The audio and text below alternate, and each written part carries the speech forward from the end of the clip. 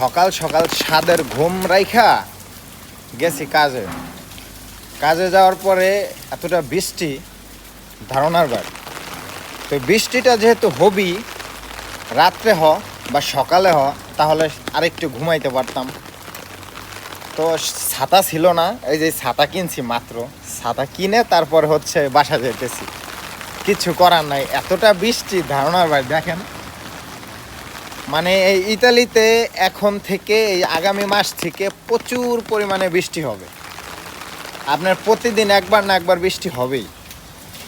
তো যারা বাইরে কাজ করেন তাদের সমস্যা তো হবেই, এই সমস্যা ফেস করে কাজ করতে হবে, বুঝছেন?